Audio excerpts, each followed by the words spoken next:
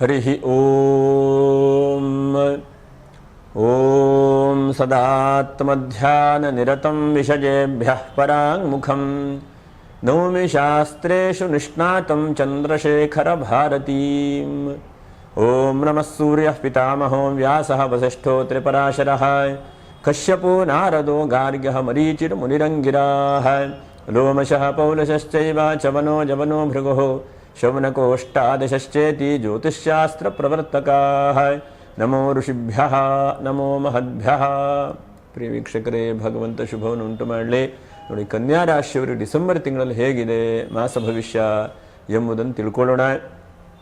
ಉತ್ತರ ನಕ್ಷತ್ರ 2, 3, 4ನೇ ಪಾದ, ಹಾಗೆ ಹಸ್ತ ನಕ್ಷತ್ರ 1, 2, 3, 4ನೇ ಪಾದ, ಚಿತ್ತಾ ನಕ್ಷತ್ರ 1, 2ನೇ ಪಾದದವರು ವಿಡಿಯೋ ಮುಗಿಯುವವರೆಗೂ ಕೂಡ ನೀವು ನೋಡ್ತಾ ಇರಿ. ಕನ್ಯಾ ರಾಶಿಗೆ ಅದರಲ್ಲೂ ಕೂಡ ಚಿತ್ತಾ ನಕ್ಷತ್ರಕ್ಕೆ ವಿಶೇಷವಾದಂಥ ಪರಿಹಾರಗಳನ್ನು ಕೂಡ ತಿಳ್ಕೊಳ್ಳೋಣ. ಡಿಸೆಂಬರ್ ಆದದ್ರಿಂದ ಇದು ಹೇಗೆ ಅಂತಂದರೆ ನಮ್ಮ ವರ್ಷದ ಒಂದು ಕೊನೆಯ ತಿಂಗಳು. ಇನ್ನು 2026ನೇ ನೂತನವಾದಂಥ ವರ್ಷವು ಆಂಗ್ಲ ವರ್ಷವೂ ಕೂಡ ಆರಂಭ ಆಗ್ತಾ ಇದೆ. ಹಾಗಾಗಿ ಅದರ ಬಗ್ಗೆ ಫೋಕಸ್ ಮಾಡ್ತಾ ಅದರ ಜೊತೆಯಲ್ಲಿ ಈ ತಿಂಗಳಲ್ಲಿ ಏನೇನು ಒಂದು ಒಳ್ಳೆ ರೀತಿಯಾದಂಥ ಫಲಗಳಿದೆ ಎಂಬುದನ್ನು ಕೂಡ ನಾವು ಗಮನಿಸೋಣ. ನೋಡಿ, ಗ್ರಹಸ್ಥಿತಿ ಹೇಗಿದೆ ಅಂತಂದರೆ ತೃತೀಯ ರಾಶಿಯಲ್ಲಿ ಬುಧ ಮತ್ತು ಶುಕ್ರರು. 20ನೇ ತಾರೀಕನೇ ಶುಕ್ರನು ಕೂಡ ಚತುರ್ಥಕ್ಕೆ ಹೋಗಿಬಿಡ್ತಾನೆ. ಹಾಗೆ 16ನೇ ತಾರೀಕು ಅನಂತರದಲ್ಲಿ ರವಿ ಮತ್ತು ಕುಜರು ಕೂಡ ಚತುರ್ಥ ರಾಶಿಯಲ್ಲಿ, ಷಷ್ಠ ರಾಶಿಯಲ್ಲಿ ರಾಹು, ಸಪ್ತಮ ರಾಶಿಯಲ್ಲಿ ಶನಿ, ಹಾಗೆ ದಶಮ ರಾಶಿಯಲ್ಲಿ ಗುರು. ದಶಮ ರಾಶಿಗೆ 5ನೇ ತಾರೀಕು ಅನಂತರದಲ್ಲಿ ಗುರು ಕೂಡ ಬರ್ತಾನೆ. ಹಾಗಾಗಿ ಗುರುವು ಕೂಡ ಬಹಳ ಒಳ್ಳೆ ರೀತಿಯಾದಂಥ ಫಲಗಳನ್ನು ನಿಮಗೆ ನೀಡಬೇಕಪ್ಪ. ಯಾಕಂದರೆ ಗುರುವು ದಶಮಕ್ಕೆ ಬಂದಾಗ ಒಳ್ಳೆ ರೀತಿಯಾದಂಥ ಫಲಗಳನ್ನು ಗುರು ನೀಡಬೇಕು. ಅವನು ನಿಮ್ಮ ಧನಸ್ಥಾನಕ್ಕೆ ದೃಷ್ಟಿ ಇರ್ತದೆ. ಇದು ಬಹಳ ಉತ್ತಮವಾದಂಥ ಒಂದು ದೃಷ್ಟಿ. ಇಷ್ಟು ದಿವಸ ಏಕಾದಶದಲ್ಲಿ ಆಗಿದ್ದಾಗ ಕೂಡ ಕೆಲವೊಂದಷ್ಟು ಆಯಿತು, ಆಗಲಿಲ್ಲ. ಇನ್ನು ಈ ತಿಂಗಳಲ್ಲಿ ನೋಡೋಣ ಏನೇನಪ್ಪ ವಿಶೇಷ ಅಂತಂದರೆ, 2ನೇ ತಾರೀಕಿಗೆ ಹನುಮದ್ ವ್ರತ, ಹನುಮಂತನನ್ನು ಪೂಜೆ ಮಾಡುವಂಥ ಒಂದು ಶುಭವಾದಂಥ ದಿವಸ. ಇನ್ನು 4ನೇ ತಾರೀಕಿಗೆ ದತ್ತಾತ್ರೇಯ ಜಯಂತಿ, ಗುರುಗಳನ್ನು ಪೂಜೆ ಮಾಡುವಂಥದ್ದು. 5ನೇ ತಾರೀಕಿಗೆ ವಿಷ್ಣು ದೀಪೋತ್ಸವ, ವಿಶೇಷವಾಗಿ ವಿಷ್ಣು ದೇವರನ್ನು ಪೂಜೆ ಮಾಡುವಂಥದ್ದು. ಹಾಗೆ ಧನುಸ್ಸಂಕ್ರಾಂತಿ 16ನೇ ತಾರೀಕಿಂದ ಸಂಕ್ರಾಂತಿಯ ವಿಶೇಷ. ಹಾಗಾಗಿ 16ನೇ ತಾರೀಕು ಅನಂತರದಲ್ಲಿ ಧನುರ್ಮಾಸದಲ್ಲಿ ನಿಮಗೆ ಗೊತ್ತಿರುತ್ತದೆ, ಎಷ್ಟಾಗುತ್ತೋ ಅಷ್ಟು ದೇವರು ಪೂಜೆ ಪುನಸ್ಕಾರ ನಮಸ್ಕಾರವನ್ನು ಮಾಡುವಂಥದ್ದು. ಹಾಗಾಗಿ ಧನುರ್ಮಾಸದಲ್ಲಿ ಆದಷ್ಟು ಮರೆಯದೇ ಇದ್ದ ಹಾಗೆ ವಿಷ್ಣುವನ್ನು ಶಿವನನ್ನು ಭಕ್ತಿಯಿಂದ ಪೂಜೆ ಮಾಡಿ. ಯಾಕಂದರೆ ಆತ್ಮಕಾರಕವಾದಂತಹ ರವಿಯು ಗುರುವಿನ ಮನೆಗೆ ಪ್ರವೇಶ ಮಾಡ್ತಾನೆ. ಹಾಗಾಗಿ ಸಂಕ್ರಾಂತಿ ಮತ್ತು ಧನುರ್ಮಾಸ ಅಂತೇಳಿ ಹೇಳ್ತೇವೆ. ಹಾಗಾಗಿ ಧನುರ್ಮಾಸ ಎಷ್ಟೆಷ್ಟು ನಿಮಗೆ ಪೂಜೆ ಪುನಸ್ಕಾರಗಳನ್ನು ಮಾಡ್ತಿರೋ ಅಷ್ಟು ಆತ್ಮದ ಅಭಿವೃದ್ಧಿ, ನಿಮ್ಮ ಅಭಿವೃದ್ಧಿ, ನಿಮ್ಮ ಫೋಕಸ್ಸು ಬಹಳ ಉತ್ತಮವಾಗಿ ಹೋಗುತ್ತೆ. ಹಾಗಾಗಿ ಧನುರ್ಮಾಸದಲ್ಲಿ ಮರಿಬೇಡಿ. 19ನೇ ತಾರೀಕಿಗೆ ಅಮಾವಾಸ್ಯೆ ಮತ್ತು ಕೇತು ಜಯಂತಿ ಇದೆ. ಹಾಗೆ 25ನೇ ತಾರೀಕಿಗೆ ತುಳುವ ಷಷ್ಠಿ, 30ನೇ ತಾರೀಕಿಗೆ ಸರ್ವೇಶಾಂ ಏಕಾದಶಿ, ವೈಕುಂಠ ಏಕಾದಶಿಯೂ ಕೂಡ ಇದೆ. 31ಕ್ಕೆ ಮುಕ್ಕೋಟಿ ದ್ವಾದಶಿ, ಹೀಗೆಲ್ಲ ಇದೆ. ಯಾಕಂದರೆ ಕನ್ಯಾ ರಾಶಿಯವರು ಹೇಗಾಗಿದೆ ಅಂತಂದರೆ, ಒಂಥರ ಹಾವು ಸಾಯೋದಿಲ್ಲ, ಕೋಲು ಮುರಿಯೋದಿಲ್ಲ ಅಂತ ಹೇಳ್ತಾರಲ್ಲ, ಆ ಥರ ಒಂದು ಪರಿಸ್ಥಿತಿ ವ್ಯವಸ್ಥೆಯಲ್ಲಿ ನೀವಿದ್ದೀರಿ. ಚೆನ್ನಾಗಿದ್ದೀರೋ ಕೇಳಲಿಕ್ಕೆ ಹೋದರೆ ಚೆನ್ನಾಗಿ ಇದ್ದೀರಿ ಅಂತ ಹೇಳಲಿಕ್ಕೂ ಧೈರ್ಯ ಇಲ್ಲ. ಚೆನ್ನಾಗಿಲ್ವಾ, ಬಹಳ ಕಷ್ಟವಾ ಅಂತಂದರೆ ಅಷ್ಟೊಂದು ಕಷ್ಟವೂ ಕೂಡ ಕಾಣ್ತಾ ಇಲ್ಲ ನಿಮಗೆ ಜೀವನದಲ್ಲಿ, ಅಲ್ವಾ? ಹಾಗಾಗಿ ಒಂಥರ ತಕ್ಕಡಿಯಲ್ಲಿ ಆ ಕಡೆ ಈ ಕಡೆ ತೂಗ್ತಾ ಇದೆ ನಿಮ್ಮ ಜೀವನ ಹೇಳುವಂಥದ್ದು. ನೋಡೋಣ ಒಂದು ಒಳ್ಳೆ ರೀತಿಯಾದಂಥ ಫಲಗಳು ಯಾವುದು.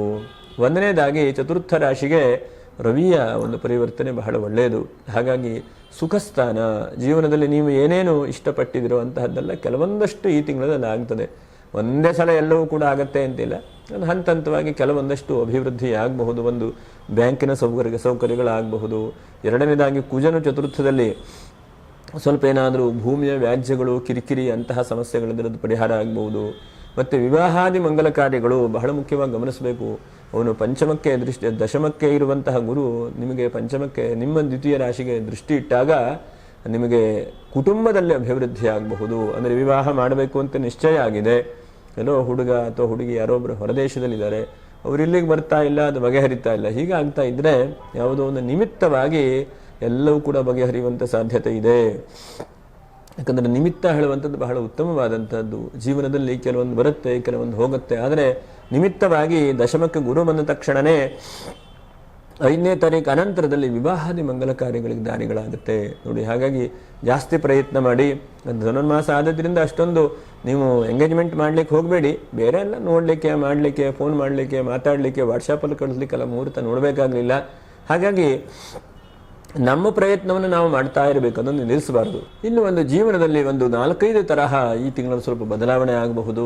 ಒಂದನೇದಾದಂಥ ಬದಲಾವಣೆ, 1ನೇ ತಾರೀಕಿಗೆ ಶುಕ್ರನು ಚತುರ್ಥದಲ್ಲಿ, 2ನೇ ತಾರೀಕಿಗೆ ನೀವು ಏನು ಫೋಕಸ್ಸಿಗೆ ಹೊರಟಿದ್ದೀರಿ, ಏನು ಕೆಲಸ ಮಾಡಬೇಕು ಅಂತ ಹೊರಟಿದ್ದೀರಿ, ಅಂತಹ ಒಂದು ಕೆಲಸ ಕಾರ್ಯಗಳಿಗೆ ಎಲ್ಲೋ ಒಂದು ಕಡೆಗೆ ದಾರಿ, ಎಲ್ಲೋ ಒಂದು ಕಡೆಗೆ ಸಮಾಧಾನ ಹೇಳುವಂಥದ್ದು ಆ ಕೆಲಸದ ಮೂಲಕವಾಗಿ ನಿಮಗೆ ಸಿಗುವಂಥ ಸಾಧ್ಯತೆಗಳಿದೆ. ಎಷ್ಟೋ ಸಲ ನಾವು ಯೋಚನೆ ಮಾಡ್ತಾ ಇರ್ತೇವೆ, ನಮಗೆಲ್ಲಿ ಹೋಗಬೇಕು ಅಂತಲೇ ಗೊತ್ತಿಲ್ಲ. ಹಾಗಾಗಿ ಕೆಲಸದಲ್ಲಿ ಯಾವ ಕೊನೆ, ಯಾವ ಅಭಿವೃದ್ಧಿ ಅಂತೇಳಿ ಆಗ್ತದೆ. ಮತ್ತು ಉದ್ಯೋಗದಲ್ಲಿ ಏನಾದರೂ ಕಿರಿಕಿರಿ ಸಮಸ್ಯೆಗಳಾಗ್ತಾ ಇದ್ದೀರ, ಅಂತಹ ಕಿರಿಕಿರಿ ಸಮಸ್ಯೆಗಳು ಬಗೆಹರಿಬಹುದು. ಮತ್ತು ಕೃಷಿ ಕ್ಷೇತ್ರ ಯಾವ್ಯಾವ ಕೆಲಸ ಮಾಡ್ತಾ ಇದ್ದೀರೋ, ಕೃಷಿ, ಹಣ್ಣು, ತರಕಾರಿ ಮೊದಲಾದಂಥದ್ದು, ಅಂಥವರಿಗೆ ಸ್ವಲ್ಪ ಅಭಿವೃದ್ಧಿ, ಸ್ವಲ್ಪ ಅನುಕೂಲಕರವಾದಂಥ ವ್ಯವಸ್ಥೆಗಳಾಗಬಹುದು. ಇನ್ನು 12ನೇ ರಾಶಿಯ ಕೇತು ಇದ್ದಕ್ಕಿದ್ದ ಹಾಗೆ ನಿಮಗೆ ಸಣ್ಣ ಪುಟ್ಟ ಕಾಯಿಲೆಗಳು ಕಿರಿಕಿರಿ ಆಗ್ತಾ ಇದ್ರೆ ಅದೆಲ್ಲ ಸ್ವಲ್ಪ ಸಣ್ಣ ಪುಟ್ಟ ಔಷಧಿಗಳ ಮೂಲಕವಾಗಿ ಬಗೆಹರಿತದೆ. ಯಾಕಂದರೆ ಎಷ್ಟೋ ಸಲ ನಾವು ನೋಡ್ತಾ ಇರ್ತೇವೆ ನೋಡಿ, ಸಣ್ಣ ಪುಟ್ಟ ಕಾಯಿಲೆಗಳು ಆದರೆ ಅದಕ್ಕೆ ಬಗೆನೇ ಹರಿಯುವುದಿಲ್ಲ, ಒಂದಲ್ಲ ಒಂದು ಕಿರಿಕಿರಿ ಇರುತ್ತೆ. ಆದರೆ ಸಣ್ಣ ಪುಟ್ಟ ಔಷಧಿ ಉಪಚಾರಗಳ ಮೂಲಕವಾಗಿ ಬಗೆಹರಿಯುವಂಥ ಸಾಧ್ಯತೆಗಳು. ಇನ್ನು ಷಷ್ಠದ ರಾಹು ನೋಡಿ, ಹೊರದೇಶಕ್ಕೆ ಹೋಗಬೇಕು ಹೇಳುವಂಥ ಕನಸು ಬಹಳ ಜನಕ್ಕಿರುತ್ತೆ. ಹೊರದೇಶಕ್ಕೆ ಹೋಗಬೇಕು, ಅಲ್ಲಿ ಸಂಪಾದನೆ ಮಾಡಬೇಕು, ದೊಡ್ಡ ದೊಡ್ಡ ಕೆಲಸ ಮಾಡಬೇಕು, ದೊಡ್ಡ ದೊಡ್ಡ ಅಭಿವೃದ್ಧಿ ಆಗಬೇಕು ಅಂತ ಅಂಥವರಿಗೂ ಕೂಡ ಈ ತಿಂಗಳಲ್ಲಿ ಹೆಚ್ಚಿನದಾದಂಥ ಅಭಿವೃದ್ಧಿ ಆಗುತ್ತೆ. ಎಲ್ಲದಕ್ಕಿಂತ ಬಹಳ ಮುಖ್ಯವಾಗಿ ಕೃಷಿಕರಿಗೆ ಈ ತಿಂಗಳಲ್ಲಿ ಸ್ವಲ್ಪ ಅನುಕೂಲಕರವಾದಂಥದ್ದು. ಅದರ ಜೊತೆಗೆ ಬುಧನು ನೋಡಿ, ರಾಷ್ಟ್ರಾಧಿಪತಿ ಬುಧನು ಶುಕ್ರನ ಜೊತೆಗಿದ್ದಾನೆ. ಕೋರ್ಟು ಕಚೇರಿ ವ್ಯವಸ್ಥೆಯಲ್ಲಿ ಕೆಲಸ ಮಾಡ್ತಾ ಇದ್ದಂಥವರಿಗೆ ಸ್ವಲ್ಪ ಗೌರವಗಳು ಕೂಡ ಸಿಗುತ್ತೆ. ಅದ್ರ ಜೊತೆ ಸ್ವಲ್ಪ ಜಯತ್ವ, ನಿಮ್ಮ ಒಂದು ಕೆಲಸ ಕಾರ್ಯದಲ್ಲಿ ಸ್ವಲ್ಪ ಜಯ ಸಿಗುವಂಥ ಸಾಧ್ಯತೆಗಳು ಕೂಡ ಆಗುತ್ತೆ. ಯಾರ್ಯಾರು ಇನ್ಸೂರೆನ್ಸ್ ಏಜೆಂಟ್ರಿ ಇದ್ದೀರೋ ಬಹಳ ಮುಖ್ಯವಾಗಿ ಗಮನಿಸಬೇಕು. ಯಾಕಂದರೆ ಬುಧ ಮತ್ತು ಶುಕ್ರರು ಒಟ್ಟಿಗೆ ಇದ್ದಾಗ ತಲೆ 100 ಏಜೆಂಟ್ರುಗಳಿದ್ದಾರೆ. ಹಾಗೆ ನೀವು ಏನಾದರೂ ಕೂಡ ಸಣ್ಣ ಪುಟ್ಟ ಇನ್ಸೂರೆನ್ಸ್ ಏಜೆಂಟ್ರುಗಳು ಬೇರೆ ಬೇರೆ ರೀತಿಯಾದಂತಹ ಪಾಲಿಸಿ ಮಾಡಬೇಕು ಅಂತಿದ್ರೆ ಅಂಥವರಿಗೂ ಕೂಡ ಹೆಚ್ಚಿನದಾದಂಥ ಅಭಿವೃದ್ಧಿ ಆಗುತ್ತೆ. ನಿಮಗೂ ಕೂಡ ನಿಮ್ಮ ಆರ್ಥಿಕವಾದಂಥ ಅಭಿವೃದ್ಧಿ ಆಗ್ತದೆ. ಇನ್ನು ಜೀವನದಲ್ಲಿ ಯಾವುದೋ ಒಂದು ನಿಮ್ಮ ಕನಸು ಸ್ವಲ್ಪ ನನಸಾಗ್ತದೆ. ಉದಾಹರಣೆಗೆ ಮನೆಯಲ್ಲಿ ಗೃಹಿಣಿಯವರು ಆ ವಸ್ತು ತರಬೇಕು, ಈ ವಸ್ತು ತರಬೇಕು, ಹಾಗೆ ಮಾಡಬೇಕು, ಹೀಗೆ ಮಾಡಬೇಕು, ಬಹಳಷ್ಟು ಕನಸನ್ನು ಇಟ್ಕೊಂಡಿರ್ತೀರಿ. ಮನೆಗೆಲ್ಲ ಹೀಗೆಲ್ಲ ಆದರೆ ಚೆನ್ನಾಗಿರುತ್ತೆ ಅಂತೇಳಿ ಅಂದ್ಕೊಳ್ತಾ ಇರ್ತೀರಿ. ಅದಕ್ಕೆಲ್ಲ ಈ ಒಂದು ಸಮಯ ಧನುರ್ಮಾಸ ಪೂಜೆ ಪುನಸ್ಕಾರಗಳನ್ನು ಮಾಡುವಂಥದ್ದು ಅದು ನಿಮಗೆ ಬಹಳ, ಗೃಹಿಣಿಯರಿಗೆ ಈ ತಿಂಗಳಲ್ಲಿ ಬಹಳ ಒಂದು 5-6 ರೀತಿಯಾದಂಥ ಖುಷಿಗಳಾಗುವಂಥ ಸಾಧ್ಯತೆಗಳು. ಒಂದು, ಗೃಹಿಣಿಯರಿಗೆ ಮನೆಯಲ್ಲಿ ಬಹಳ ಸಂತೋಷ. ಎರಡನೇದಾಗಿ ಹಬ್ಬ ಹರಿದಿನಗಳು ಸ್ವಲ್ಪ ಭೂರಿ ಭೋಜನ ಅಂತ ಹೇಳ್ತೇವಲ್ಲ, 4 ಜನಕ್ಕೆ ತಿರುಗುವುದು, ಹೋಗುವುದು, ಮಾಡೋದು, ಜೊತೆಗೆ ಬೆರೆಯುವಂಥದ್ದು ಏನೋ ಖುಷಿ ಜೀವನದಲ್ಲಿ.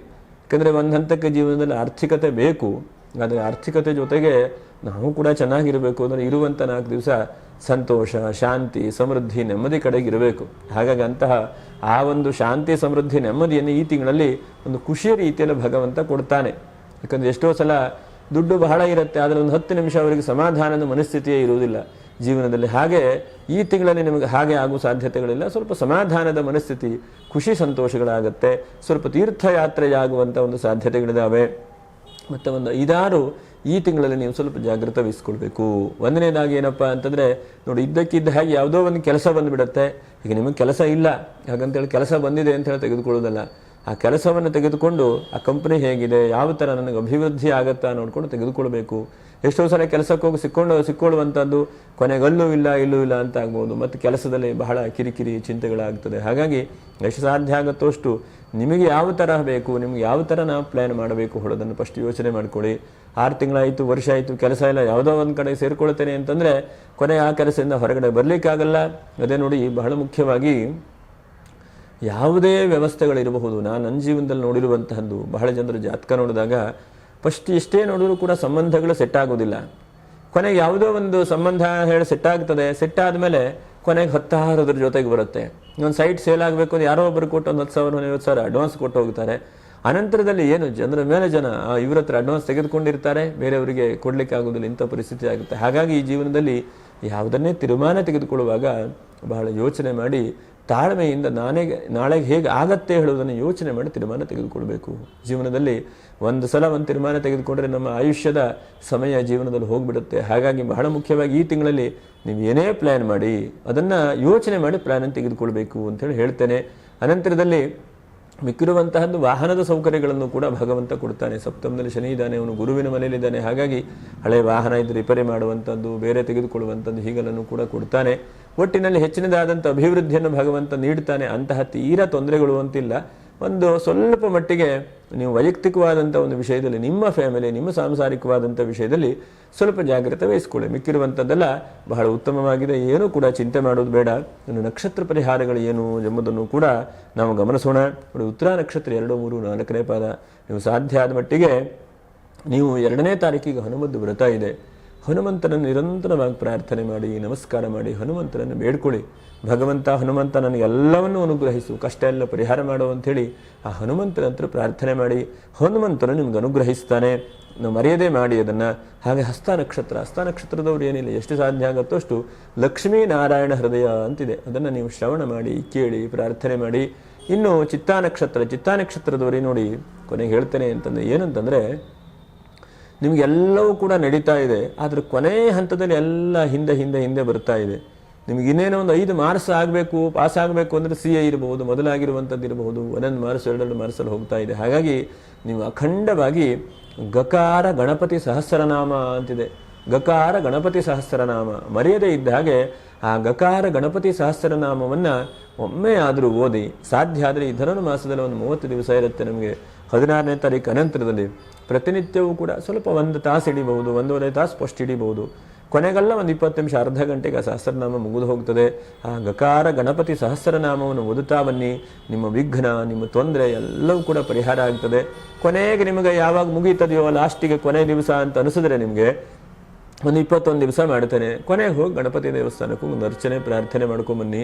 ಯಾಕಂದರೆ ಎಷ್ಟೋ ಸಲ ನಾವು ನೋಡ್ತಾ ಇದ್ದೆ, ಚಿತ್ತಾ ನಕ್ಷತ್ರದವರು ಬಹಳ ಒದ್ದಾಡ್ತಾ ಇದ್ದೀರಿ, ಎಲ್ಲ ಸಿಗ್ತಾ ಇದೆ, ಆಗ್ತಾ ಇದೆ, ಅನುಕೂಲ ಅಂದಷ್ಟೊತ್ತಿಗೆ ಯಾವುದೋ ಒಂದು ಕಿರಿಕಿರಿ ಬಂದು ತಲೆ ಮೇಲೆ ಬೀಳ್ತಾ ಇದೆ. ಹಾಗಾಗಿ ಗಕಾರ ಗಣಪತಿ ಸಹಸ್ರನಾಮವನ್ನು ಪ್ರಾರ್ಥನೆ ಮಾಡಿ, ಅಥವಾ ಶ್ರವಣ ಮಾಡಿ, ಅಥವಾ ಯಾರ ಹತ್ರ ಆದರೂ ಅರ್ಚನೆ ಮಾಡಿಸಿ, ಅಥವಾ ಯಾರ ಹತ್ರ ಆದರೂ ಓದಿಸಿ, ಏನೋ ಒಂದು ಪ್ರಯತ್ನ ಮಾಡಿ.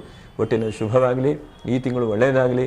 ಈ ತಿಂಗಳಲ್ಲಿ ನೀವು 2026ರಲ್ಲಿ ಏನೇನು ಪ್ಲ್ಯಾನ್ ಮಾಡ್ತಾನೆ ಹೇಳೋದನ್ನು ಫಸ್ಟ್ ಪಟ್ಟಿ ಮಾಡ್ಕೊಳ್ಳಿ. ಅದನ್ನು ನಿಯಮಬದ್ಧವಾಗಿ, ಯಾಕಂದರೆ 25ನೇ ಇಸ್ವಿಯಲ್ಲಿ ಕೆಲವೊಂದಷ್ಟು ಆಯಿತು, ಒಂದು 70 ಭಾಗಗಳಷ್ಟು ಸಾಧಿಸಿದಿರಿ. 26ನೇ ಇಸ್ವಿ ಹಾಗಾಗೋದು ಬೇಡ. ಸಾಧಕರ ಒಂದು ವರ್ಷವಾಗಿ ಅದು ಹೊರಹೊಮ್ಮಲಿ ಅಂತ ಹೇಳ್ತಾ ಮುಂದಿನ ವಿಡಿಯೋದಲ್ಲಿ ಮತ್ತೆ ಭೇಟಿ ಮಾಡೋಣ. ನಮಸ್ಕಾರ. ಲೋಕ ಸಮಸ್ತ ಸುಖಿನೋ ಭವಂತು. ನಮಸ್ಕಾರ.